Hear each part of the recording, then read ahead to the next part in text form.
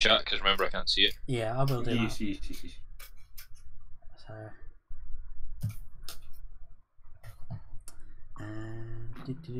and we're live. Hello everyone. Let's open up the curtains. Hello everyone. Welcome to the Flat Pack Show, episode 40. It's the a big milestone for us.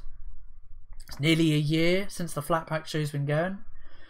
So yeah, episode 40. We're talking about deconstructionism in fiction. So, of course, I am as always your host, Flatmeister. We've got Switchpoint. Get that. So I'm gonna be I'm gonna deconstruct myself, and I will now be Shade Point. There's levels of grayness there. I'm not just a complete switch. Are you still trying to get that pesky plum hog? Oh no. See, I've learned that me and him are more alike than we ever thought. We're not so different, you and I. That is because of that. The deconstruction has made me realize that on some occasions we might actually have to work together. We've got good old Nerd Waffle as well with us. You didn't see me here. And we've got the Talking 8-Ball. It's Crumple Point. Mr. Flatt, I don't feel so good. Or the ultimate deconstructionism there. That's kind of a sport. I haven't even watched Marvel Infinity War yet. And the memes have the memes have kind of spoiled the movie plot wise.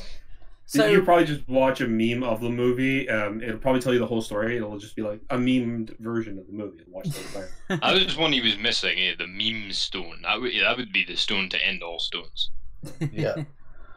So first, just like to say hello to Wayward Nerd and John Lemus in the chat. Thanks for joining us live. So, as you see, this picture of this torn up book on the in the video. Crumple Point is going to first read to us the Oxford Dictionary definition of what deconstructionism is. I love story time. Grief, sir! This isn't the Oxford. This is the Penguin. just so it gives us and also anyone watching live that might not know what deconstructionism is, just to give you sort of a brief idea. Yeah, I'm not gonna read the whole thing because it's from the Dictionary of Literary Terms, and it's a Penguin book. But I thought I should read a couple of little passages from it, just so that in the spirit of a good conversation, that the people watching and ourselves can know what the rough official accepted definition is, and then when we give our own definitions, it's clear what the distinction between the two is, you know. So, the term deconstruction denotes a particular kind of practice in reading and thereby a method of criticism and mode of analytical inquiry. Deconstruction is not synonymous with destruction, however it is in fact much closer to the original meaning of the word analysis, which etymologically means to undo. A virtual synonym for to deconstruct. The deconstruction of a text does not proceed by random doubt or arbitrary subversion, but by the careful teasing out of warring forces of signification within the text itself. If anything is destroyed in a deconstructive reading, it is not the text, but the claim to unequivocal domination of one mode of signifying over another. And then another little passage is the rigorous probing and analysis of a text, the process of dismantling it or taking it apart, also reveals what Derrida refers to as dissemination or trace. The former is the scattering or dispersal of meaning, the latter is something that is absent in a sign, but which, by virtue of the absence of its signified suggestion, is nostalgia for self-presence. So there you go. That's the definition, roughly speaking. Oh my god. That was a mouthful. Dave just in the chat basically he said beat you to it. He typed up the definition as he was still speaking, and he's boasting that he beat you to it, Crumple. So he copied and pasted it. I promise you did not, because the fucking passage I just had to speed read there was like a page and a half long, and I had to fucking decide which parts of the passage I was reading out and then read it out and not fuck up. Not to mention you can copy and paste quicker than you can speak. That's a paper book as well, so Yeah. because that's the idea. I was going to actually give it first flat to display on screen, but it's the typeface on that book is too small. So basically, it's not. I thought the most important part of that was that it's not the destruction of the meaning of a text; it's the taking it apart so that it can be analysed properly, which I think is a noble goal. So here we go. So I will leave it to our chairman Flatt to take it from there. So we're saying, so in fiction, like, give us an example of deconstruction within a story. Then, well, one of the more famous ones is, and this is one I'm sure like a lot of people have used. You've either seen the movie or you've read the book, or even, or you've at least like read the synopsis of it. Watchmen. If you want a really good breakdown of like the deconstruction of Watchmen and how it really works, I recommend watching Just Some Guys. There's a plug for you, Just Some Guys, just in case you ever run across this video.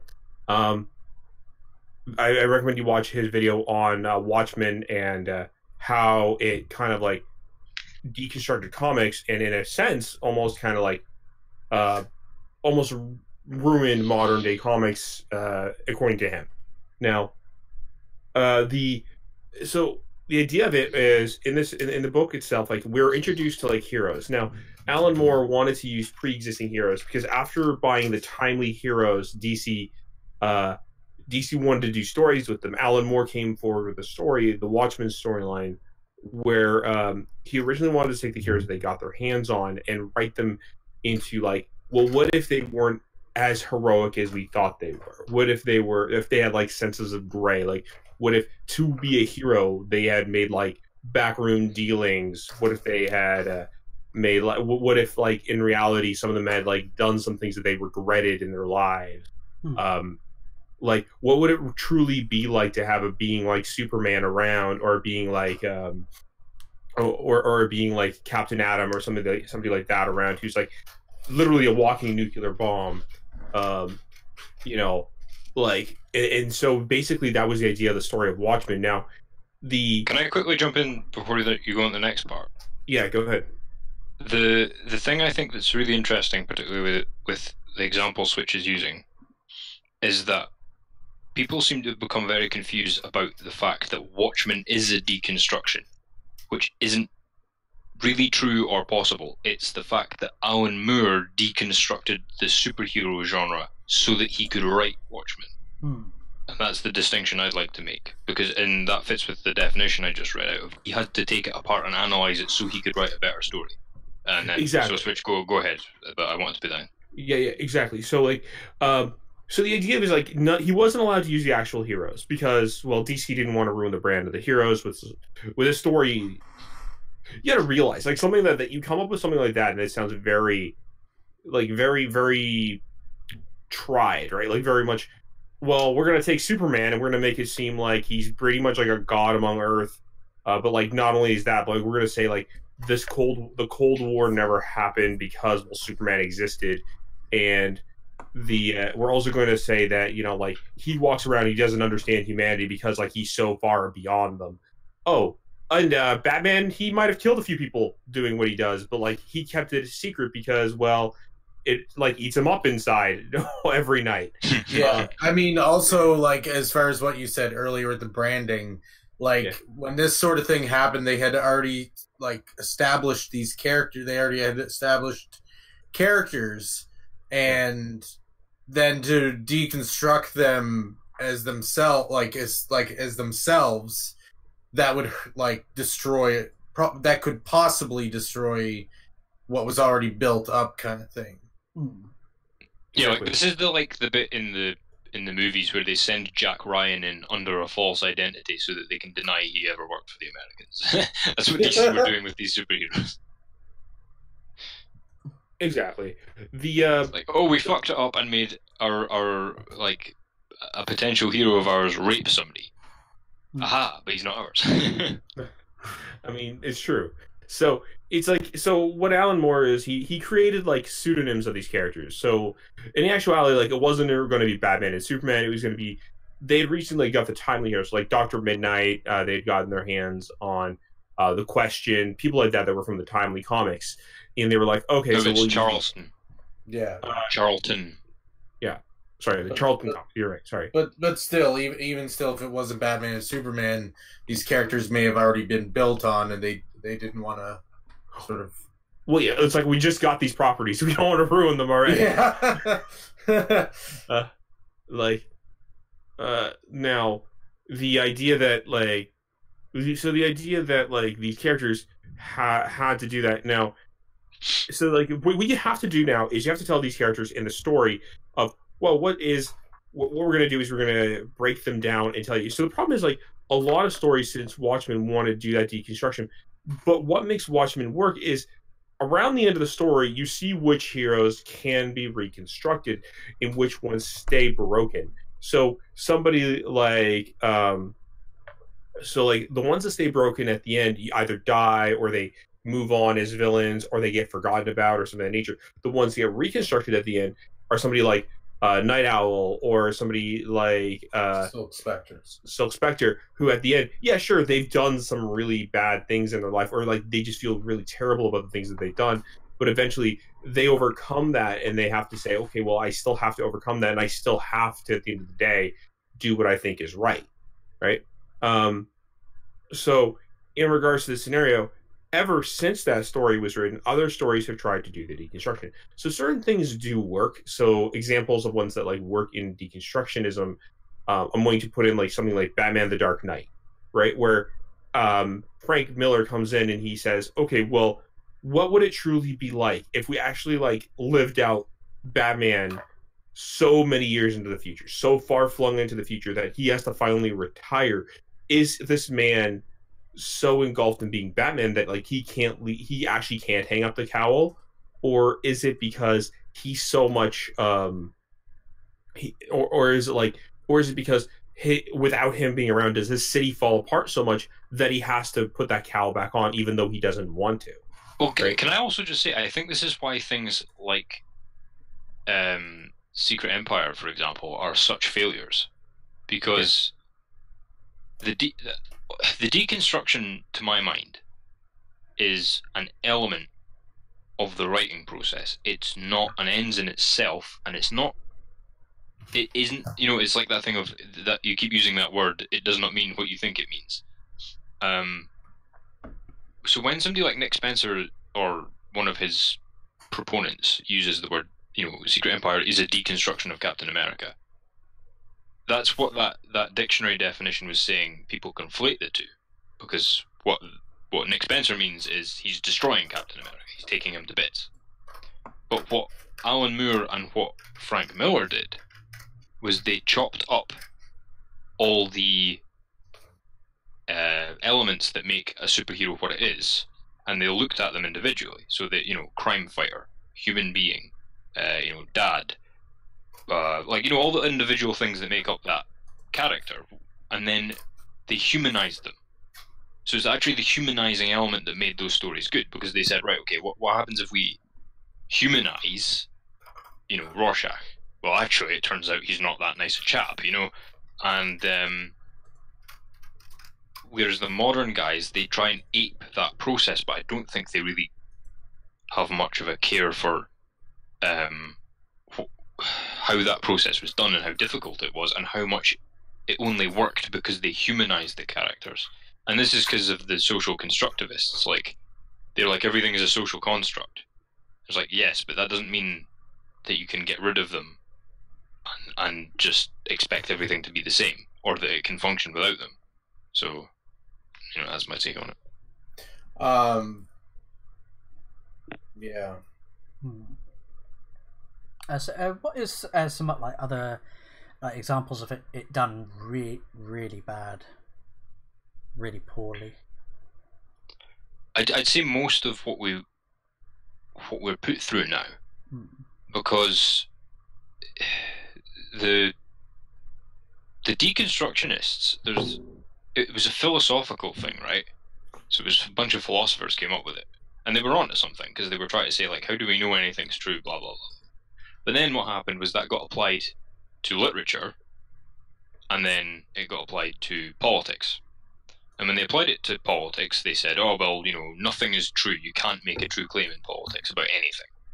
And then when it got applied to literature, they said, well, it's impossible to make a true statement about literature because everybody has their own interpretation. And that was their viewpoint. And that's fair enough, right? And in order to come to that viewpoint in the literature, you've got to be analysing the shit out of the literature.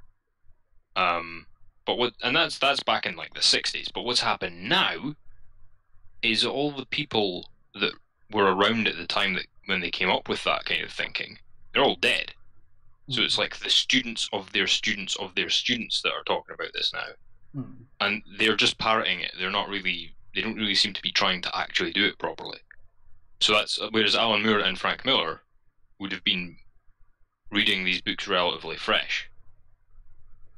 Yeah, well, I mean, like, for me, I think the worst deconstruction comes into something like when you try to put something into canon that doesn't need to be in canon. So a good example of that is, so like we take a character like Captain America and then just add like a weird past to him where apparently he's always had connections to Hydra due to some weird connection that like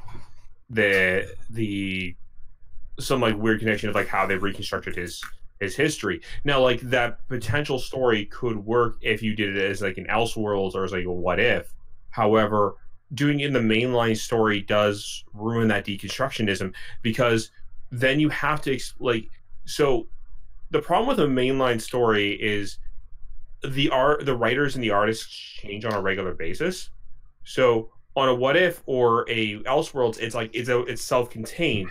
It's a story that's on the side and that's something that like can either be like can be left on the side or just be or it can be ignored or it can be like brought up as its own title to enjoy.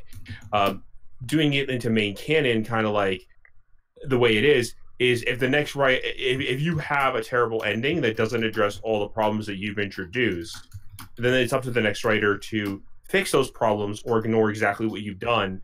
And if that happens, well, the fans will have a sour taste in their mouth, right? Well, see, I think you're completely right, and then I'm going to say why, and then I'm going to shut up and let Flatmeister and Nerdwaffle talk. Yeah, that's okay. You're right. You're okay. Shut up! I'm just kidding. Like the exact reason that you're right is also why Winter Soldier is so good, because what people think with deconstruction that it automatically means you make something, for want of a better term, crappy. You know what I mean? Like you just make it shit and like grimy and not very nice. And so what Spencer did was he took apart Captain America for no reason. Like there was no end to that. Like, and there was no reason for it. He just.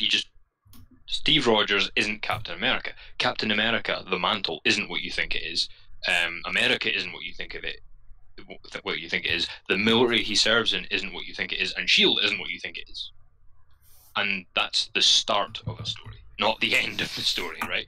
And the Winter Soldier is a really good example of a good deconstruction, because you have to deconstruct it and analyze it if you want to make it relevant to the current time. And what they did was they look at, so the undeconstructed version, the constructed version would be your golden age Captain America, right? So what they do, that's the pure form you have to take to deconstruct. So you go, right, okay, what do we know about him?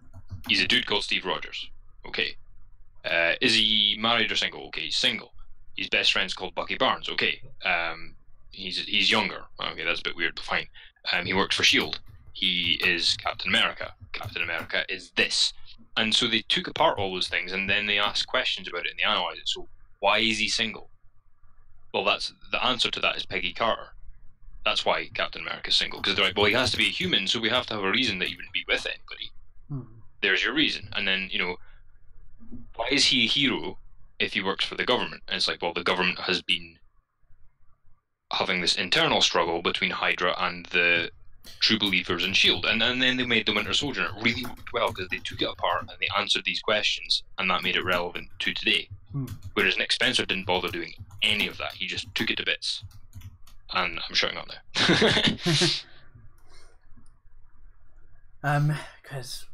Because that's why I was mainly letting you and Switch talk, because I have very little understanding of what deconstructionism is.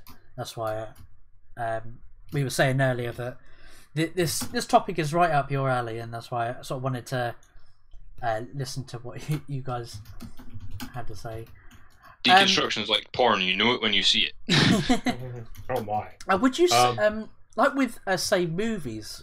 Like, can deconstructionism go over into movies? Deconstruction actually has been going over to movies. Because I was thinking, what about Joss Whedon's Cabin in the Woods? Actually, yes, that is a deconstruction. Is sort of deconstruction of horror genre. Yeah, it's like a self-critique of like all of the horror tropes, and it sort of subverts those tropes. You know, the teens getting horny, going off in the woods to have sex. Oh, what was that noise? It's nothing, baby. You know, and continues snogging. Yeah. The dude is probably thinking in his mind, yeah, I'm probably gonna fucking die, but at least I'll get laid first. What do you mean probably? That's exactly what we think. Exactly, yeah. No, poor choice of words there, but yeah. And it was just... It's funny because that sounds... I've not seen that film, but I know a fair bit about it. And no matter what you think of... Whatever you think of... Oh, sorry, go on. Sorry. I was just saying, I've kind of seen it without seeing it because it became a big cultural thing. And it's like... If a film is too self-aware... That's kind of the difference I was making between like The Thing being a deconstruction or did the author deconstruct it? And I would say The Cabin in the Woods is a deconstruction. Yeah. And I don't say that as a criticism or praise. It's just that I would say that would be a good example of the difference between, you know, Watchmen was Alan Moore deconstructing superhero and then writing a story, whereas The Cabin in the Woods is a deconstruction story. Yeah. Which is probably not a perfect way to put it, but that's how I think of it. Well, The Cabin in the Woods, yeah. So, like, hell, another good example of like deconstruction. Pay attention to the Evil Dead series. So, like, the first Evil Dead, it takes itself fairly seriously to some degree. I mean, like, it's not overly serious, but it does take itself somewhat seriously. Then the Evil Dead 2 starts like retelling pretty much the first movie, but is then like kind of like almost turning it on its head slightly. So it's almost like deconstructing the first movie, but at the same time it's kind of a sequel. And then you get into Army of Darkness, which then just throws everything out the window. I love Army of Darkness. It's such a... Yeah, but I mean, like, Army of Darkness is one of my favorite movies. But like, pay attention, right? You're kind of like seeing like the steps of almost of the deconstruction of Evil Dead in that weird sense. And then you get to see something like the Evil Dead remake, which then tries to reconstruct the whole thing and tries to tell it seriously again. And then Reconstructionism is another thing that comes from deconstructionism. So a good example of like Reconstructionism is something like All-Star Superman. If you've seen the movie or watched or read the book or comic, I should say, sorry. In that comic, it starts off with a deconstruction premise of the deconstruction premise is what would Superman do if he had a year left to live, right? So we create a scenario like Superman's going to die in a year. What would Can he I do? just say quickly, that's the reason that's a deconstruction is because that can't happen, because it's not possible, because Superman is like, you know, a pulp thing from the, you know, the 40s, and like, well, he can't die. It's like the golden age of comics, so that's why it's a deconstruction. Exactly, that's a deconstruction. So like with this, and tell Superman, right? Like this is Superman at his prime. He's like he's young. He's 30. He's like 30, 35, maybe 40 at the latest. He's been doing the heroics thing. He hasn't stopped. And then somebody comes up to him and says, Superman, your cell structures are like, your cells are exploding. The sun energy is like, you absorb too much of it. Your cells are exploding. You have 1 year left to live. Well, what do I do in that 1 year? Who do I speak to? Who do I like? What do I do? And the first thing Superman says is, "Well, I'm going to continue being Superman." Why? That's what I always wanted to do. I want to help everybody. So I'm going to continue helping everybody for that 1 year. Sure, I'm going to take some time for myself. I'm going to finally tell Lois that I'm Superman. I'm going to give her a gift and let her have the best day of her life. You know, maybe it'll be my best day of my life too. But at the same time, I'm going to go talk to Bizarro. I'm going to finally, you know, try to mend that fence that I have with Bizarro in the Bizarro world. I'm going to go finally speak with Lex Luthor and finally confront him. Realize that he's not actually as much of a villain as I always thought he was, and maybe even let him see things my way. Right? By force, if necessary. Yeah, no, I'm not sure. Like, is that how that like is? I guess that makes sense. I wouldn't say it was a deconstruction of Superman. I'd say it's a deconstruction of like if someone had their last year on Earth and it just happens to be Superman. Well, it's different because it's the deconstruction of Superman starts at the beginning. Everything else reconstructs why we still know him as Superman. The entirety of the story of like these are things that Superman probably would have done eventually anyway. It's not like nothing is stopping him. It's the fact that he has 1 year left to live. So it's okay. I'm working on a time frame now, so I need to finally get to these things and finish them, right? But at the same time, we're reminded I'm still going to take a break. Oh, there's a girl that's going to jump. I'm going to take a break from those things I was going to do. No worries. I'm here for you, right? Because I'm still Superman. Sure, I mean, I'm working a little bit of an overtime schedule right now because I have a limited time, but that doesn't mean I want to stop being Superman. Can I just add a footnote in that if I have to watch Superman save another jumper ever again, I am writing a comic fanfic where he just keeps punting them off roofs. Like, I am so, like, that was done really well in that story, and it's been milked dry since. Because I can't If stand. I see that happen again, you know what I'm gonna do? I'm gonna write a story where the jumper actually like gains superpowers somehow on the way down and is essentially unable to die, and and that way it's kind of like a fuck you, double fuck you, fuck this character, fuck this concept, you know. Here's a deconstruction example, right? If you take what the scenario Switch just described of Superman stopping to, you know, save somebody who's going to commit suicide, a deconstruction of that would be showing that scene, and then he goes back to the Daily Planet, and Perry White runs in and goes, "Clark, did you see this? 100 people died because Superman couldn't get to this factory on fire. I can't believe it. Where the fuck was he?" That would be a deconstruction. And then you could still do that well. You could still go and tell a story about how Clark Kent doesn't get to decide who lives and dies. He just has to stop problems as he sees them. That would be a good deconstruction. A bad deconstruction would be Clark turning to drink and killing himself. Like, yes, I mean, like the thing is like the best way I like to explain, because All-Star Superman is not really a deconstruction story in its fullest. It starts off with the premise of a deconstruction, but then just becomes a reconstruction story. That's what makes it. That's why it works as well as it does, because it stabilizes. It stabilizes the idea of what Superman is to the masses, but at the same time, it reminds you why you love this character so much. It's because, like, no matter the end of the day, who no matter like what adversity comes in at the end of the day, he's still going to be Superman, and that's what his goal is. And that's why I like the character, but at the same time, that's why that story works as well as it does.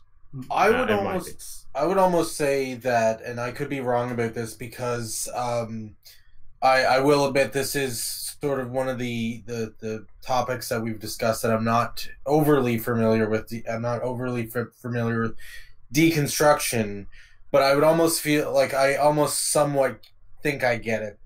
But I would almost say DC in general, and possibly even Marvel, but I won't even touch that because I don't fully know. So I'm just going to stick with one. I would say DC is almost in itself a deconstruction of like Greek gods kind of thing. In a that's a pretty sense, cool way of describing it. Well, in a sense, it's like it kind of is. I mean, think about it this way: what would happen with the Greek gods if they were in modern day world? And the answer is they would probably be superheroes. Yeah, in a sense, that is kind of a deconstruction, right? Have you seen the Arnie Hercules movie where he wrestles a bear in Central Park? It's a guy in a bear suit. Oh dear. So there's your answer there with what if a Greek character was in modern day times. I'm going to keep steamrolling and say that I think Marvel would be a deconstruction of if normal people had superpowers kind of thing. Which sort of I would feel like a deconstruction in itself as well. But it goes sort of the opposite approach as DC. Where it's like, what if gods were heroes, and then Marvel's what if people were heroes, kind of. I think DC does stories about archetypes, and Marvel does stories about people, and I think that's why you're one or the other as well. I think I'm both. All of us on the planet panel like both, but like it's very very common for people to have a clear favorite. Oh my favorite is DC, like by no competition. Like I would happily never read a Marvel ever again, but I like if I had to choose between them. But if you said, "Oh, you can read as many comics as you but you don't get to read DC ever again," it has to be Marvel, I'd be devastated. So, I think that's a temperament thing, because some people are more interested in stories about archetypal things, and some people are more interested in stories about people. And I think that's why each brand has such personality as well. Because if they were both doing the same thing, well, they would probably have both gone out of business, frankly. Yeah, exactly. Like, I mean, not to make it about a Marvel DC war, just but to bring it back to deconstruction. I don't. Were you saying the Cabin in the Woods was a good example or a bad example? It's a good example, I think. Honestly, whenever you think of Joss Whedon as a person, it's a really good movie. It really subverts your expectation of what. Oh, is this going to be a horror movie? Oh, is this a comedy? Oh, is this a chick flick? It really sort of breaks down your expectations of what the movie is and what it's going to be. Dude, that's actually a really interesting word that you used. You said subvert, and that's exactly the word I needed earlier. Like, people think being subversive is deconstruction a lot of the time, and it's not. Because deconstruction can be a very handy tool, but subversion for the sake of it isn't. Because I could make Spider-Man like a murderer to be subversive. It's not deconstruction, but people would say it was. And I could make Captain America the leader of Hydra, which is subversive, but it's not a deconstruction. And here's the thing, though, is that I think people feel this need to have it deconstructed, and there's nothing wrong with it not being deconstructed. It doesn't make it any more or less intelligent, and because I think what it is that I think people try to do it to just seem like, oh, you know, I'm going to make this thing deconstructed because I am an intelligent person, and meanwhile, I think that it's fine to not have, you know, if you're not, you know, like Crumple Point was saying, you know, if Spider-Man was a murderer or something, well, there's nothing wrong with that. There's nothing wrong with sort of posing a different take on something, but it doesn't necessarily have to be deconstruction if it's not meant to be deconstruction. Yeah, like you would have to, if you were going to be subversive like that, you'd have to justify it with a deconstruction or an analysis, as the little book said, of the character. And if the analysis doesn't back it up, then it's not work. Deconstruction. Yeah, and that's why Marvel's fucking up just now, because they're arguably, you could say that they're trying to deconstruct their characters and failing with like the things like with Miles Morales, Squirrel Girl, and Kate Bishop and all that stuff. They're trying to do this, but I don't think they know what they're doing. So here's the thing,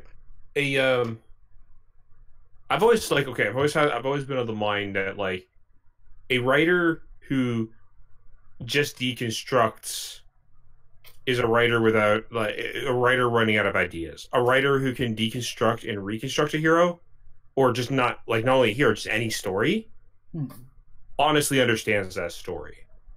Yeah, because the deconstruction process will generate ideas for you. Yeah.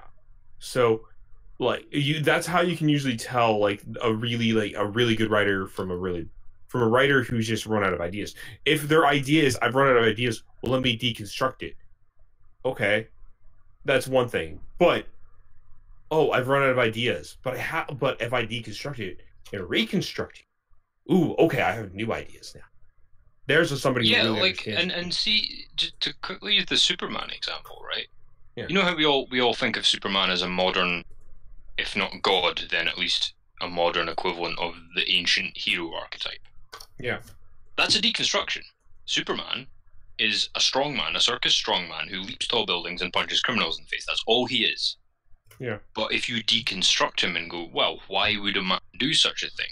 You realize it's basically the reincarnation of fucking Hercules. You know what I'm saying? Like, so it can be a really good tool, and we can kind of do it accidentally a lot of the time. But you can't just take things to bits and call it a deconstruction. And I think that like movies have this really cool quality where you can deconstruct the story of the movie, or you can deconstruct cinema, or both. Like, because I mean, you're bound to have fucking come across these weird 5-hour-long art house movies because somebody wanted to make a movie 5 hours long to deconstruct the notion of what a film would be. So you can actually deconstruct. You could have in theater. You have, I cannot remember the name of this, but it's called. It's not a matinee. It's something. Anyway, it's where the play isn't set on a stage. It's set in a place, and you take the audience around with you. And that's a deconstruction of theater. So you can actually deconstruct the medium as well as the story, if I've explained that right. I think in a way, if again, I could be completely wrong about this. I think a lot of comedy is, I think, like most of the time with comedy of any sort, whether it be a game, movie, book, whatever. I think comedy is just deconstruction in itself. You know, that is a great observation, actually, because.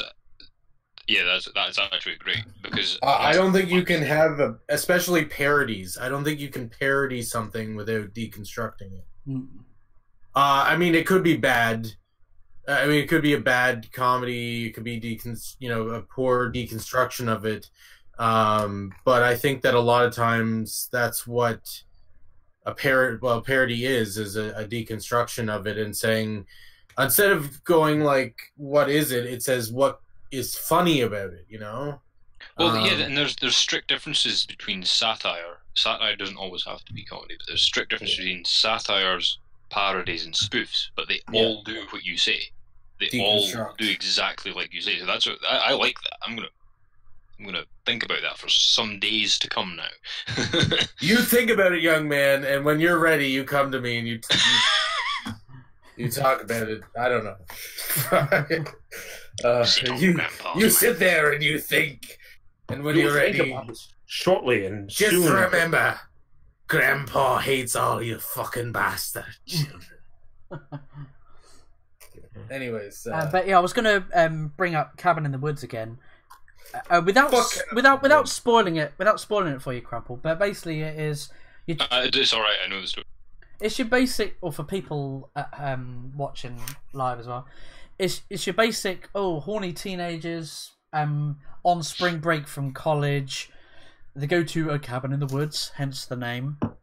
And then I'm starting to wonder if this is I'm starting to wonder if this was like something that actually happened to Joss Whedon. What, that he was one of those horny teens trapped in the woods, or he was in a warehouse, something like that, or he was something something like that mixed with metaphorical things. I don't know, but yeah. But yeah, you've got it makes me wonder whether he's in the warehouse beneath the ground orchestrating monsters. So yeah, you got the teenagers in the cabin, and then monsters are attacking them. But then the movie's also switching over to these two guys in this sort of fancy high tech facility that's like a control room type thing, and you realise that they're orchestrating all of these monsters. And again, I'm not going to go any further than that because I don't want to spoil the story and from there. It was G-Man. I thought you were gonna say it was Jesus, and I was like, yeah, this is like Jesus in the woods, like fucking with horny teenagers. Jesus in the woods. Wake up, Mr. Whedon. But Blazing Saddles, as Wayward Nerd brought up, is a really great deconstruction of like westerns. Actually, all you know the what? Naked Gun movies, because all the Naked Gun movies only work if you've watched a lot of cop movies. Yes. Like, if you've watched Kojak, you can find Naked Gun funny. If you haven't, you'll still find it funny because it's fucking hilarious. But it's like you'll not get half of it because you need the context. Yeah. Well, like if you've seen Kojak, if you've seen, hell, if you've watched like the Lethal Weapon movies, like any of those like really like stereotypical like cop drama / action movies that are like very par for the course in those kind of things, you know? No. Can you think of any video games that have done deconstruction? I'm going to offend you. You're going to offend me? I'm going to offend you. Hideo Kojima thinks he's deconstructing games and isn't. Because what he'll do is he'll take a mechanic from games or something. Yeah. And he will what's called lampshade it. And, you know, make it like break the fourth wall or whatever. Yeah. And then he gets praised for deconstruction or analysis or being clever about it. It's just like, no, that's a gimmick. Whereas, well, something like Half-Life that I was just joking about, that would be a good deconstruction because that was about that was deconstructing horror, it was deconstructing sci-fi, it was deconstructing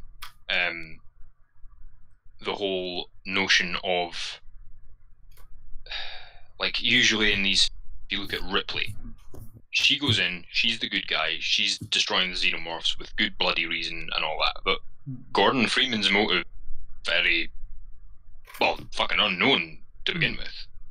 And then there's all sorts of shady stuff going on that you find out, and then you've got so those would be deconstructions, but Deus Ex is a good deconstruction, but I think that they don't emphasize that too much. And I would throw, and this might anything I could say. Let me just put it this way: I will be very modest and say that probably anything I would say on this stream could possibly be wrong because again, I'm still trying to grasp my mind around deconstruction. Is that I think Conker's Bad Fur Day would be in there. For multiple reasons, not only because of its comical aspect, and they make fun of, like when you said xenomorphs and video games, it triggered because they actually do make fun of that whole thing. I've not played Conkers, but they do really rip on a lot of things. Yeah. But here's the thing. And then I thought about it further, and I thought, well, it's almost a deconstructive of platformers at the time. Like you play it, and it feels like Banjo-Kazooie kind of thing, and like Mario 64. Yeah, Crash Bandicoot. I think games do it better than most things because you have player agency, that requires good games. It requires the. When I say good, like what I mean is a movie can be good without doing any deconstruction at all day long, easy as fuck, right?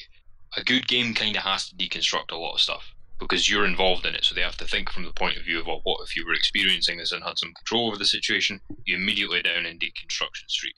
And so, like, for example, a good one would be the Colony Wars series for the PS1. What they did was they took the sort of Star Wars style story of, like, oh, you've got the...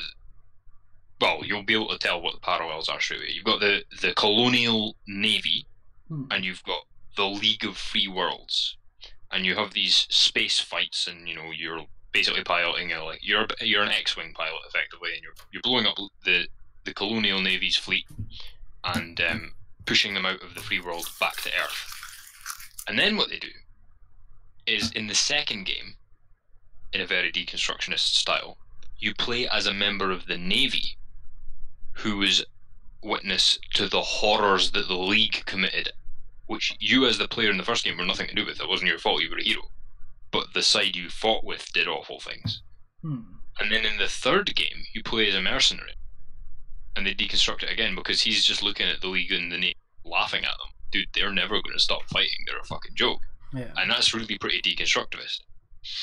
Wayward Nerd in the chat says that he thinks Conquer was more of a subversion than a deconstruction. But he says it's a great game, by the way.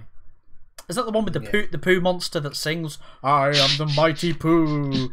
Yeah, I've got sweet. There's a lot of singing in that. He's got sweet corn in his teeth. See, that sounds like a Half-Life mod. Oh dear. I'm not really. It's actually a really good deconstruction as I'm well. not really sure of the difference between subversion and deconstruction. I'm still wrapping sort of head round. Well, I mean, subversion, it stays this. It basically stays the same, but like there are some slight differences, almost like making fun or poking fun at like little things. So like it would be a change to the canon. Yeah, like so in Conker's Bad Fur Day, it is a complete change from what Conker was originally, because originally there was a Conker game back on Game Boy, you know, and it was pretty much a very basic platformer. It was a 2D platformer, pretty easy to beat, and then kind of like then this comes out, and then Conker's now like a drunk squirrel that has like a girlfriend, and is and now makes fun of the fact that there's context button sensitivity, and makes fun of like 3D platformers, but like it's still a 3D platformer in its sense. Yeah. Right. You know, it's kind of like, yeah, that's kind of like the best way to explain it. It's like it's still the same thing. It's just like but it's just kind of like almost making fun of itself at the same time, right? It's not. Yeah. It's not saying, oh, here's something like Conker is a drunk, and that drinking has led him to problems, and like so Conker is having like so that's never really his drinking has led him to problems in the story of like why he is where he is, but it's not like they're not questioning his drinking in the story, right? I was just thinking if I can use the X-Men to come up with an example of something that's subversive without being deconstructive, and a good and bad example all from the same universe. Yeah. Bad example of subversion without deconstruction in the X-Men universe. Cyclops being a terrorist. Makes no fucking sense, doesn't fit his character, didn't really have any real weapon, was poorly executed, they had to wrap up the whole storyline, pissed a lot of people off, confused even more people. Complete waste of time. But it was subversive, right? Good example of subversion. In Old Man Logan, Emma Frost says to Wolverine, yeah, there's no mutants left because we weren't the future of evolution, we were a mutation that came and went. Now that's extremely subversive, but it's actually really cool because it's actually like, oh, that's interesting. That hadn't occurred to me that could be the case before, because we'd all just taken it as canon that mutants are the next step in evolution. But that was just a theory put forward by Professor X. No one ever proved it. So there's an example of subversion without deconstruction, and a good and bad example. Yeah. John Lima says, if you want to get into religion, Rastafarianism is a deconstruction and reconstruction of the Christian faith. A Wayward Nerd also brings up the Stanley Parable is a deconstruction of walking sims. I've not played that, but is that about... Oh god, that game. Yes, he's right. And the Stanley Parable, like, that will screw you up so much. So in the Stanley Parable, you have two options: either follow the narrative or don't follow the narrative. If you follow the narrative, the story ends fairly quickly, no problems. It just kind of goes where it goes, right? And but it's very questionable. So at any point, though, you're given multiple times to ignore the narrative and go somewhere else. Here's the twist: the game will screw you over, but you never know how it will. It always tries to screw you over if you try to break the rules. Yeah. And if that happens, it's just one of those games that really is a great mindfuck to play every once in a while. I highly recommend it. Pick it up, or you might get it of a Humble bundle if you decide to do Humble monthly for a few months. Or you might get it off of or you might pick it up you might go and stay on Steam. I highly recommend definitely giving it a shot. It doesn't really require much to run. It's a very basic game, but it really definitely it's how a walking simulator should be done, because at the same time it still feels like a game, because it tricks you into giving you choices, but at the same time almost every single time it's a trick. And the fun part is choosing those choices to see what happens, to see what the game does for you. Because the thing is, the game, because you can follow the narrative and just finish the game, or you can try to explore and see how much the game will try to screw you over for exploring. Yeah. Because the game, that's literally the game's engine. That's how it's designed. I don't know how much coding it took for that game to do what it did, but oh my god, because it hates it every time you go off the path. The game doesn't want you to, because it wants you to follow the walking simulator path. So every time you go off of it, it doesn't want you, but that's the goal. That's the fun part of the game. That's what you're supposed to do. Try to because in a weird way it subverts and it deconstructs the idea of walking simulators. Yeah. That's why I loved Superhot so much, because they took the Stanley Parable thing, but then they said, well, you can't participate in the game and rebel. The whole point in Superhot is the only way to defy the system is to stop playing the game. So with the Stanley Parable, it's you're outsmarting the game, or trying to outsmart the game engine, but what Superhot tells you is, yeah, you think that's what you're doing, but you're only allowed to because we're letting you. So if you go and do something wrong, it's because we let you go and do it wrong. If we want you out of the game, you're out of the game. And then in the story, they unplug you effectively from the game and stuff like that. It's really fucking cool. So, but I don't think they would have been able to do that without the Stanley Parable happening first. Maybe they would have,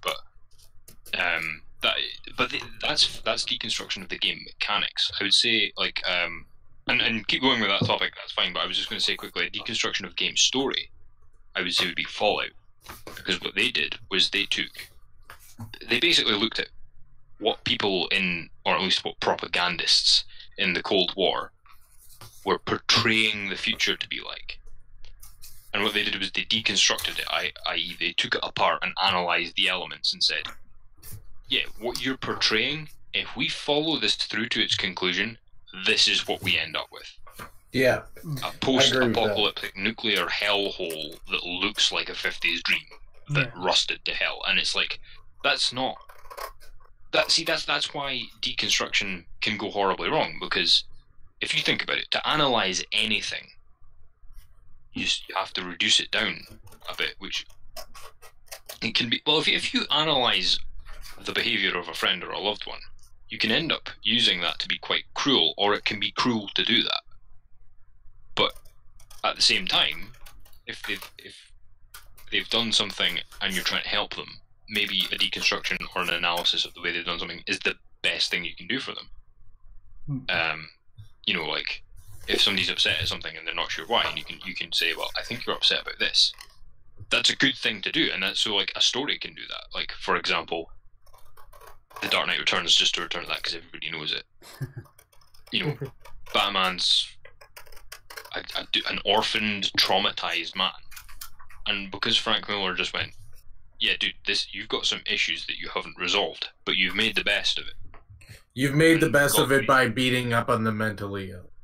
Absolutely, and as a result, we've basically got the best Batman story ever written, and I personally don't think that's disputable, because every story since has either been affirming or rebelling Frank Miller's version of Batman, and not every version, and so like it could be a really good thing, but equally it can be a horribly shitty thing, because you end up with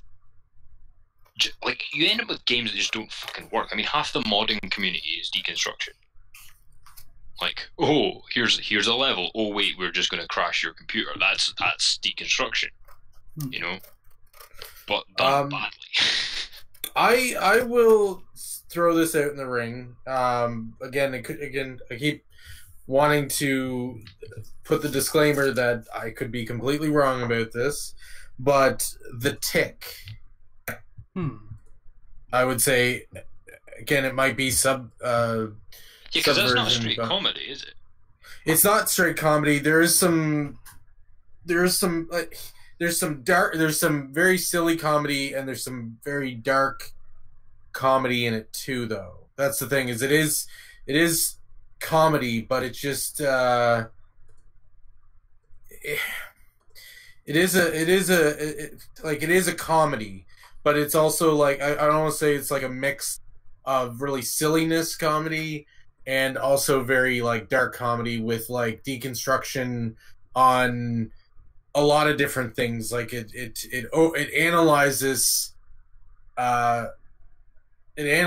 things also. I'm trying to think. It's been a long time since I watched the cartoon and read the comics, but there is quite a few things that they analyze about superheroes and about life and about other things that don't make any sense, kind of thing. But I could be completely wrong about that. But that's just my thoughts on. I think the Tick is a deconstruction. I haven't watched the cartoon. Haven't they done like an Amazon Prime? Yeah, I just recently got Amazon Prime because they offered me a free trial. It's actually it was cool because I was actually buying like boxes for Magic the Gathering, but then they offered me Amazon Prime for 30 days. So I decided, you know what, I really want to see the live action Tick show, and I decided to give it a chance. And it's the guy. I don't like how they do the Tick, but like Arthur was really cool in it from what I've seen, and they do some interesting things, but it's nothing great. And the actual, like, you'd think that the Tick would be really well done as a character, because it's a lot of it's based on the Tick and Arthur, and I'm sorry, I just didn't care for the Tick in the Tick. That'd be like me watching Star Wars and being like, yeah, I don't really like the wars in Star Wars. or the stars. Well, there's a thing. Star Wars really isn't a good candidate for deconstruction, right? Because it's so. I think originally it might have been a good candidate, like episode 4. No, because I really don't think so. Because I think that, like, if you were, what I mean is, you can deconstruct Star Wars and make a good story out of it that's your own story, but I don't think you can deconstruct Star Wars and have it work. Because the thing is, it's effectively a fantasy story, not because they say space opera, which is just a way of saying fantasy with technology in it. Yeah. And it's like, if you think about it, like the hyperdrive, for instance, it's magic. It's magic. As soon as you try and explain it, you've ruined it. So you deconstruct it, you ruin it. Whereas you've got stuff like, well, actually, Lord of the Rings is another example. If you try and deconstruct that, it doesn't work, because it's these old archetypal, mythological style stories, and it's about the characters and stuff. If you start deconstructing it, it's not what they're designed for, and so it's like, you can try, but they really don't withstand it too well, but for some reason superheroes can take a damn good deconstruction and seem to come out fine, but I think it's because they're set in the context of our world, so all you need to do is take them to bits, add current year in, put it back together, and you've got something new. And that's why White Knight for me really failed, because in the beginning I would say he was deconstructing in a good way, and then he stopped. Like, it was just subversive by the end, it wasn't deconstructing. Because at the beginning it was like, okay, Gotham City works this way. Why? And then it's like, well, you know, the rich and the poor are at each other's throats, the rich are criminals, the poor are criminals, blah, blah, blah, blah, blah. The Joker's behaviour works this way, he deconstructed him to make it work better, he deconstructed Batman, and then he updated everything to this year, so it's like the Dark Knight Returns Batman, but in this year. Which is why I liked it so much. And then he stopped at it. And that's, I think, around episode 5. He just stopped deconstructing and he kept being subversive, so he kept doing stuff like, oh look, here's the Joker being the good guy, but he stopped explaining himself as to why. Like, it stopped making sense, and that's just my take on it. Yeah. Are you sure it wasn't just because it was an ensemble? No, that didn't help. But it's no, that's the other thing. The main cast was really quite small. But it was a case of jumping between them all so rapidly that nobody could get. And I think this was on purpose. I think because this is the thing, he'd reached. Murphy seemed to have reached a point in his analysis where he either didn't want to or didn't know how to take it any further. And so he had to just keep jumping around.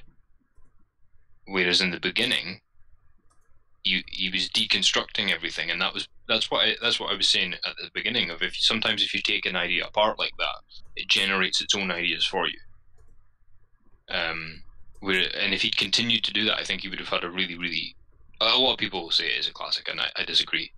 I think it could have been a classic, but it really wasn't.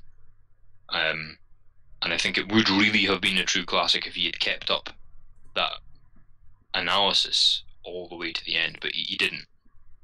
He kind of stopped, and then the ball kept rolling, but he wasn't pushing it anymore, so it lost momentum for me. Yeah.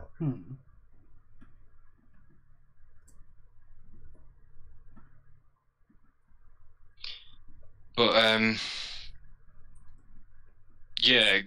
Do you want to move on to other media or other examples? Any other examples you guys got? Well, yeah. I mean, we have like for deconstructionism or even reconstructionism, we've started seeing online shows starting to do things of that nature. So, like, here's an example. Like, have anyone? I'm sure a few of you have at least heard of like the abridged series, like Dragon Ball Z abridged, or Yu-Gi-Oh abridged, or even like Naruto abridged and all that stuff. You know. So like you see those are great for those type of things, because like they're not really like deconstruction 100%. They're more like reconstruction. So they're kind of, I would consider them form of reconstructionism or subversion. So they tell you the story in a much more condensed, easier to understand. So like pretty much getting rid of all the filler and getting rid of like all the little things that aren't important to the overall story, and just kind of like tell you the story, and then poke fun at the existing things that like need to be poked fun at, like how they analyze the silly things in the content.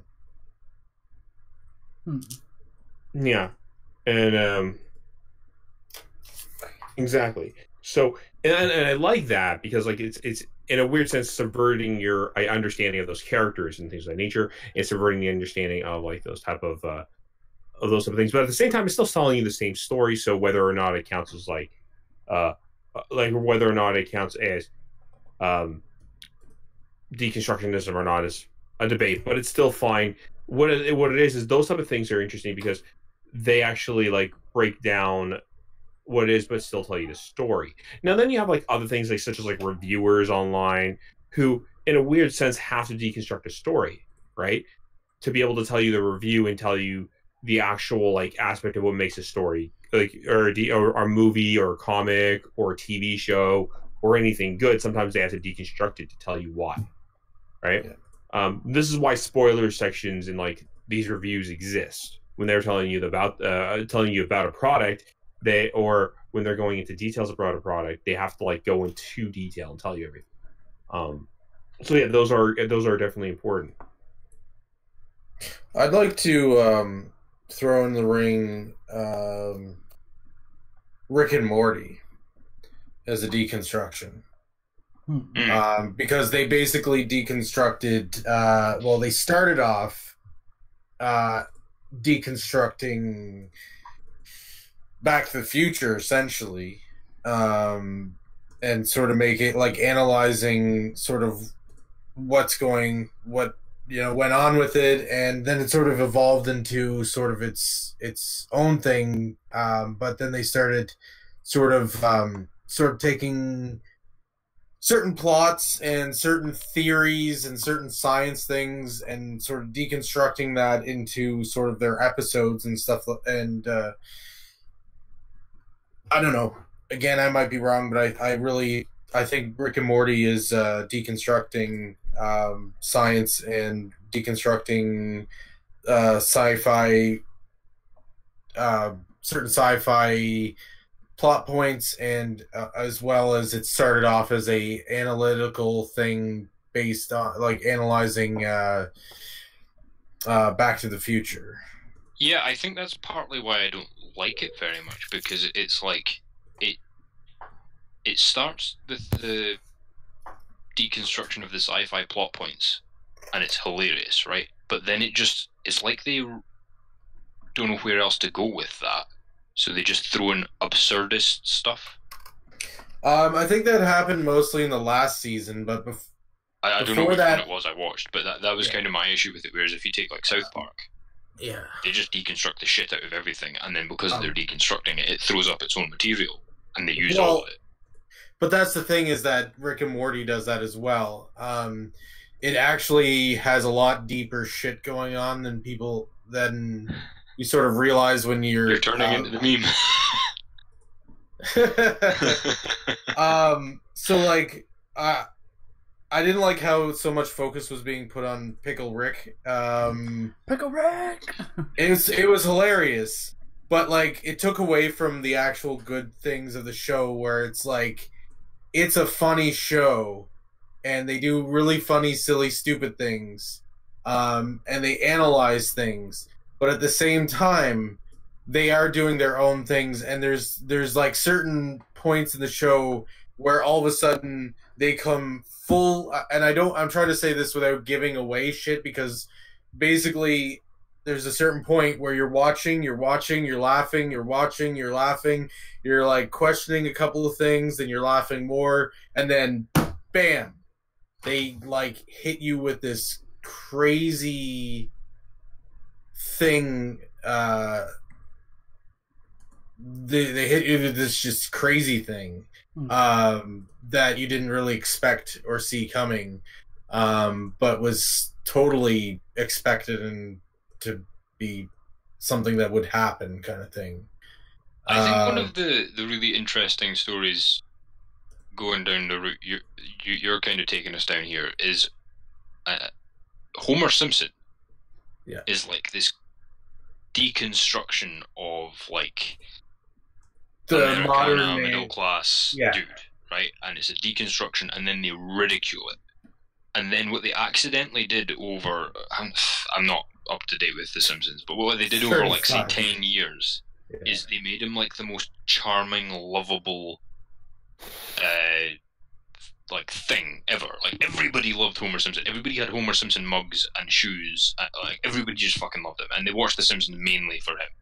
And it was like, it's because the show writers, I think, worked out that like you can deconstruct it and ridicule him, but if you keep the core of him being a family man, then you're always going to love him. and I think that's it. Just descended. I'd say past like season, let's say 9 or 10, just descended into absolute bullshit, and I never watched it again. But like in the early days as well, they had a really sharp analytical eye, and that's why it was comedy genius in my opinion. But like I would say Homer Simpson as a character is a deconstruction of like your sort of classic American middle class dad. Yeah, definitely. I mean, I thought that noise in the background was Corey in like another room doing a Homer impression. Who was that? I could just hear this person.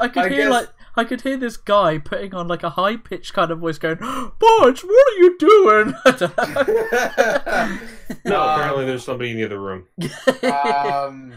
I guess I just have Live shows. gained the reputation of just being the spasmastic, crazy impersonator that would do something like that, I guess, but that's cool. No, I am seriously thinking about doing it now, but I won't. But yeah. Anyway, but like yeah, so I like your thought that the comedy is in some ways usually has to be deconstructionist, but that's quite an interesting. Because I was going to say slapstick being the inclusion, but not all slapstick. Because if you, I'm going to sound like such an arsehole here, but if you look at Laurel and Hardy, right, a lot of the comedy in that, some of it is, oh look, Stan bumped his head, how funny is that? Okay, but a lot of it is because you know that from watching other movies or just the way people go about their business, you're expecting one thing to happen, and then it all goes horribly wrong, and that's where the comedy happens because of the way in which it goes wrong. And the only way to know how to make that funny is to deconstruct it, and that's kind of where observational comedy comes in. And you can even do that in slapstick. Oh, you don't have to. An absurdist comedy can be just retarded, but absurdists can do it as well. I think that see, I think that, you know, funny thing is actually just mentioning Rick and Morty because it can actually get seriously dark.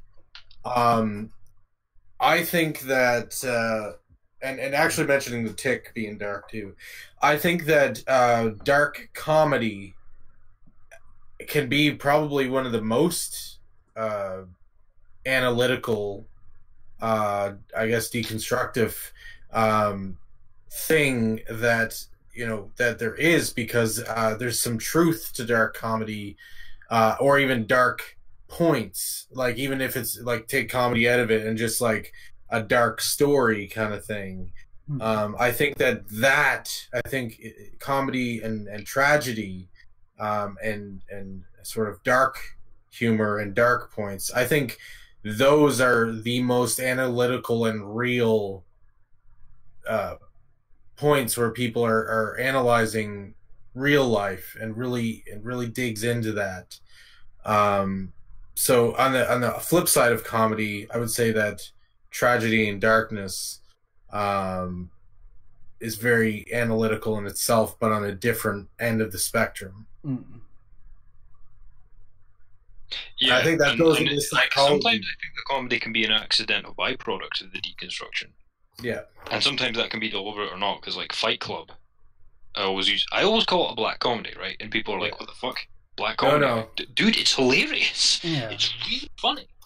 Well, the thing about dark and black comedies is you don't necessarily laugh at them. You know, like that's the thing. They're not ha funny, but they're kind of they can be sometimes. I guess like I hate to laugh, but I am kind of thing.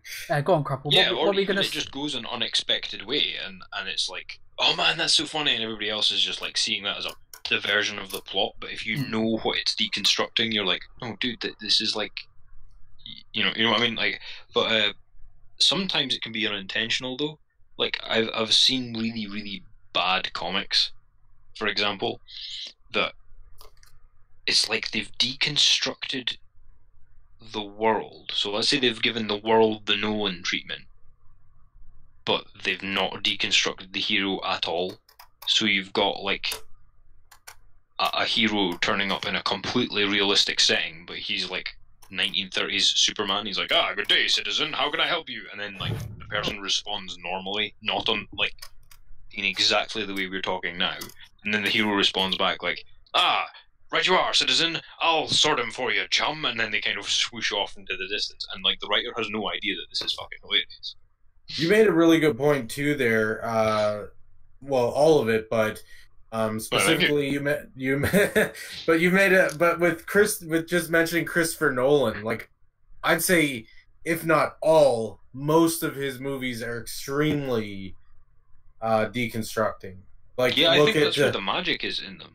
Look at the Prestige. He takes magic and magicians and sort of analyzes it in a way that it's like, well, is it real magic, or like who's the man in the box kind of thing? They're all free pots to a magic trick. Yeah, you got to bring it back.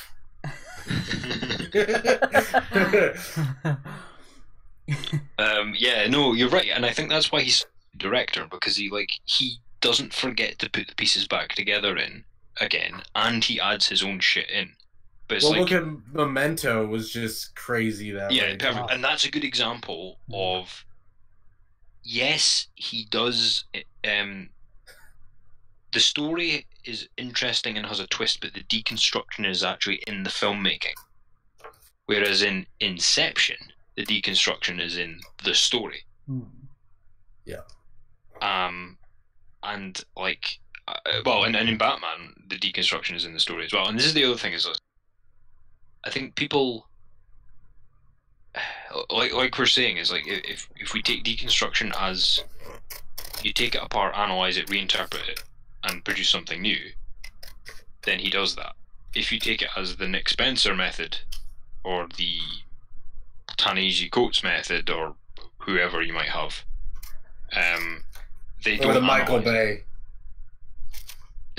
Michael Bay does not deconstruct anything except like actual physical objects when he makes them explode. Like that's but he so tries to. I think he tries to deconstruct filmmaking, not necessarily story or anything, but I think he tries to deconstruct the film method, and I think that that's a whole another topic that we've already talked about. But well, I think that part of the reason Grant Morrison is such a hit or miss for me, his stories rely deeply on deconstruction, and if he doesn't bring his A game to that part of it, the story doesn't really have much else. And I don't mean that to sound like an arrogant prick, because I really couldn't do what he does, but it's like if you look at All-Star Superman, he deconstructs it, or The Invisibles, or what's the other brilliant one he did?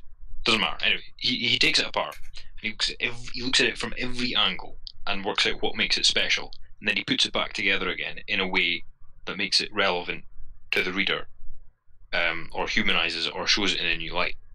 And then this is partly why I think I really dislike his Batman stuff, because he deconstructs it, and it's like it's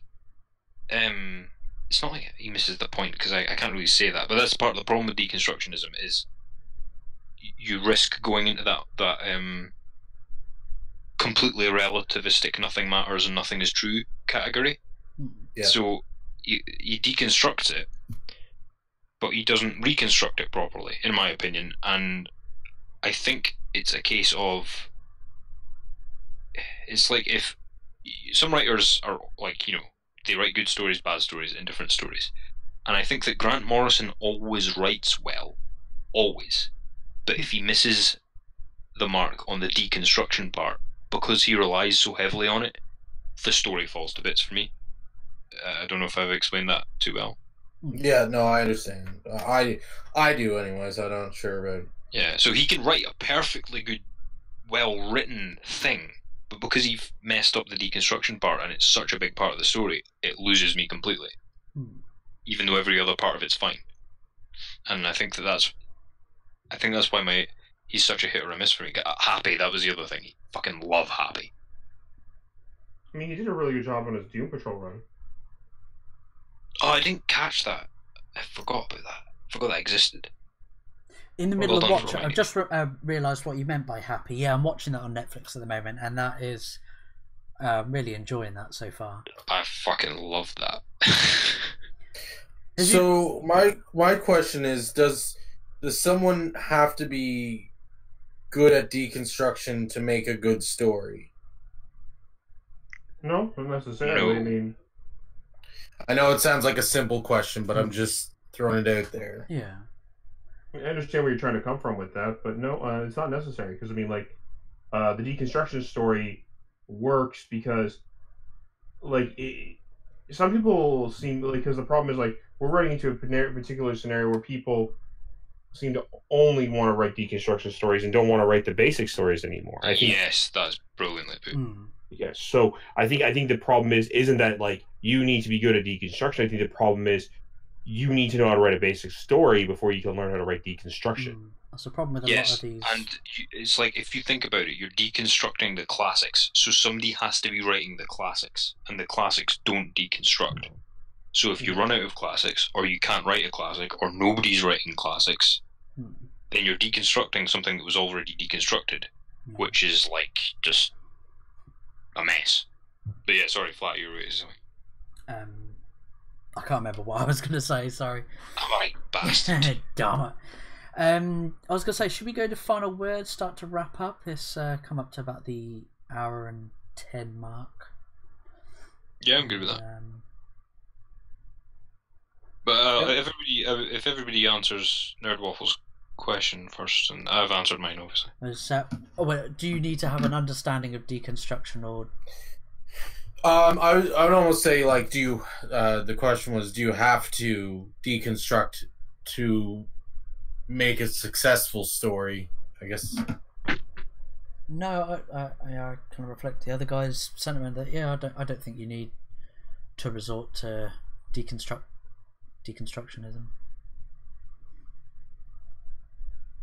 I would say that a lot of the greats have the deconstruction element, though, because if you think about it, it depends what you mean by deconstruction. Because if you're deconstructing other stories, there has to be that classic for you to deconstruct, but the classic might only work because the writer was deconstructing something like human behavior. Well, okay, let's take a look at something like the classic Tim Burton Batman, right? That's considered a classic. That's considered really well done for like a movie of its time, right? That movie isn't a deconstruction of anything. It's his telling of Batman, really. I mean, I don't see any deconstruction elements in it. I just see Batman being Batman. It's Burtonized. Well, I was going to say, like, take it even a step further back, and if you look at like Columbo or Kojak, total mass market, mass media entertainment, like just, but absolute classics in the sort of the crime TV genre. Why? Because the writers knew how to deconstruct human behavior and analyze it and make it into a story. And because they could do that, they could do the thing of, hey, there was a discrepancy with what you said, and I've nailed you. And if they couldn't do that with people, kind of in the same way that comedy does, they wouldn't be able to do such a good story. So the cop drama format is like completely set in stone, really not subversive, really not all that innovative. But they had to be able to look at people and deconstruct their behavior to make it great. So maybe maybe you do have to be deconstructing to make something great. I don't know. I mean, maybe you do. I'd like to think that you don't. I think that because I think that like sometimes people just I think a simple story can work as long as you have the proper beginning, middle, end to tell the story more than anything. I think that deconstruction is something you learn to do over time, obviously, as a writer, because as a writer, you eventually get to a point where you want to challenge yourself a bit more, you know? I was going to ask, how does the hero's journey format play into deconstructionism? Oh, that's a whole episode. Deconstructionism 2.0, episode 41. The hero's journey, to put it really concisely, it has to do both at once, or it's not a complete hero's journey. Yeah. Because the hero's journey on one side of the veil, it takes place in the completely known standard world, and then on the other side of the veil, it takes place in the special realm, as they call it. And if you don't have both, it doesn't work. And you could argue that that's not deconstruction, but I'm just going to say it has to do both at once, or it doesn't work. Because the whole point in the hero is that he's ripped to pieces and put back together again at the darkest point. And that's when he becomes the hero. And if you don't rip him to pieces, you've got a shit hero. Ray. Me Ray Sue. Yeah, I'd almost to answer my own question because it wouldn't be fair to put people other on there and not answer myself. I think it's not totally 100%. I don't think everything has to be deconstructed, but I think that you at least, even if you're not deconstructing, need to challenge your own thoughts and opinions. And I think that I think it doesn't hurt to sort of analyze your own work as well as other people's work to get inspiration to sort of build your own stories and your own adventures, and to have a better understanding of what you're creating. So I don't think it's necessary, but I think that there's nothing wrong with doing deconstruction or not doing deconstruction. I just think that if you're not going to do deconstruct, that you shouldn't have to force yourself to try to do deconstruction for the sake of doing deconstruction. And I think that, I think it's fine to, do it either way kind of thing. If you're setting out to just do your own thing, that's fine. And I think that if you are setting out to do deconstruction, I'd say don't do it for the sake of doing it. And I'd say to sort of know what you're doing when you do deconstruct. Yes, I would agree with that. Because I think if you're yourself, speaking for yourself, or if you're watching it happen, you can tell when somebody's doing it unnaturally, or when they should have left it alone, or when they should have a critical eye on it. I think it comes across, it shouts out of the screen or the page at you, I think. I think because the status quo is to write normally, and the deconstruction happens. It's like I said at the start, the deconstruction is really a part of the reader or the writer beforehand. But given what we've been saying, if somebody's done a deconstruction and it should have been a normal classic, story, it just stinks. You know what I mean? Like, you can just tell it's like off food. Yeah. Right. See you later, everyone. Bye. We're not going to go out like that. We'll go out in a Blades of Glory.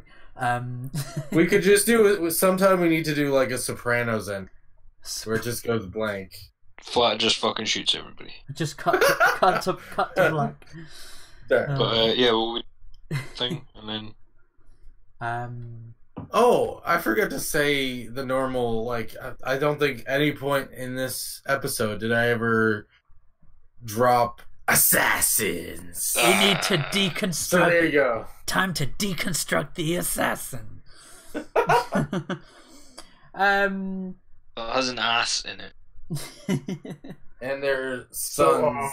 I recommend somebody just send their Waffle a copy of Assassin's Creed, and so that way he can just say Assassins every time he plays the game on his live show. Now I just had this mental picture of myself just sitting there playing it, and it's just like me just saying assassins over and over again. See, there's a genre, and it's just like all that's on the screen is press start.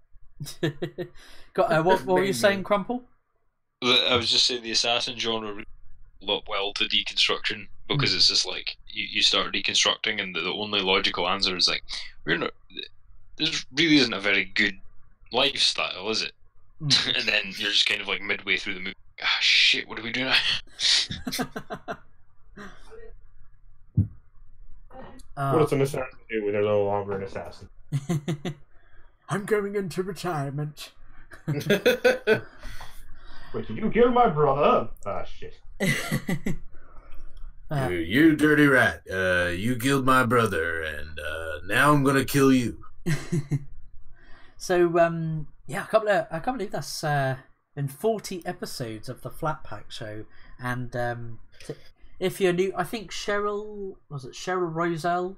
That seems to be a new name that I've noticed in the chat. Thank you if you are a newbie to the Flat Pack show. We're middle-aged. We're middle-aged. We've got to come up with some a good topic for our anniversary. Yeah.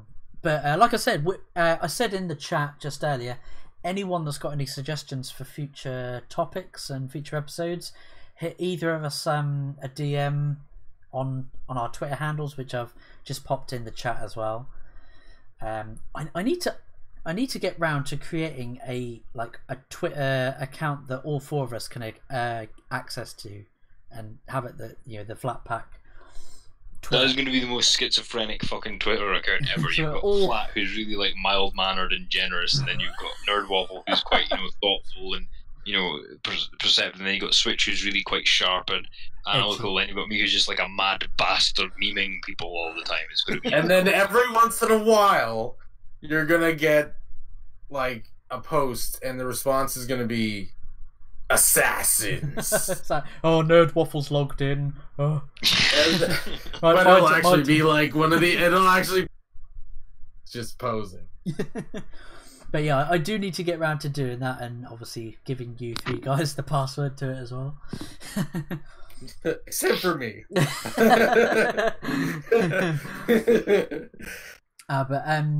No, seriously, we really appreciate everyone's long-term support in the show.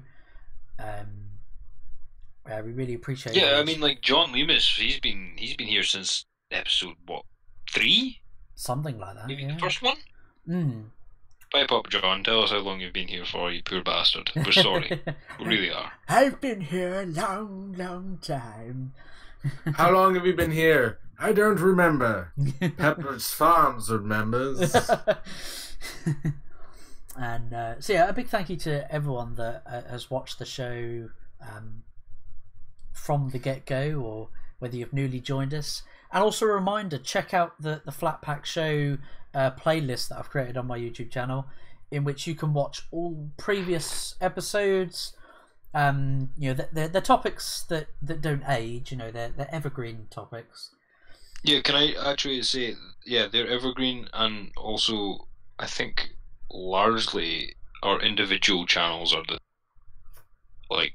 unless it's, I know on my page, unless it's in the news category, it's probably fine forever. Yeah. I know Flatmeister does the journalist deconstructions, but okay, they're quite topical at the time, but really because it's what they're saying that you aren't, it doesn't need to be fresh. So yeah, but the Flat Pack Show, they're generally based on propositions or questions or themes, so it's not like, oh, can you believe what Nita said this week? It's not that sort of show. Yeah. I was about to say, our topics are evergreen. We get better views than enrollments at Evergreen College.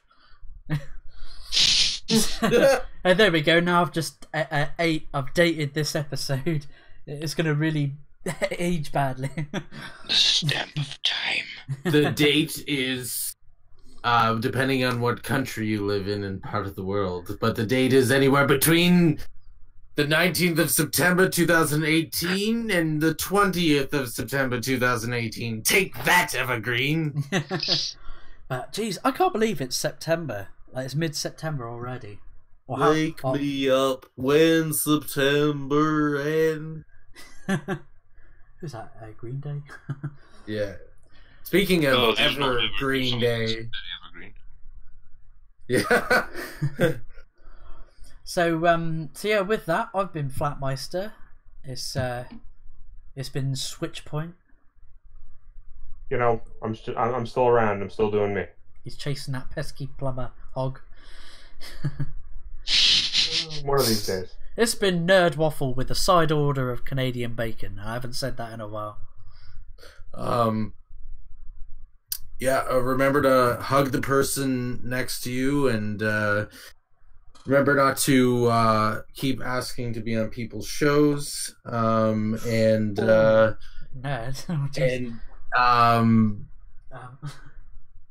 and have a great day, everyone.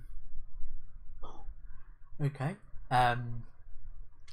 And it's been Crumple Point. Remember to deconstruct the person next to you and analyze everything that they do and try and make them a watchman. Well, that's a good topic for another week. Which watchman would you most like? Which one do you identify as? And for the final topic, how much crack does Alan Moore smoke in a day? Not enough. I identify as Silk Spectre. And on that bombshell. With my hairy legs, I don't think they'd go well with thigh-high black leather boots. Yeah, I'll leave you guys with that image. So it's been me, Flatmeister. It's been Switchpoint, Crumple Point, and Nerd Waffle. We'll catch you in the next episode. Take it easy, everyone.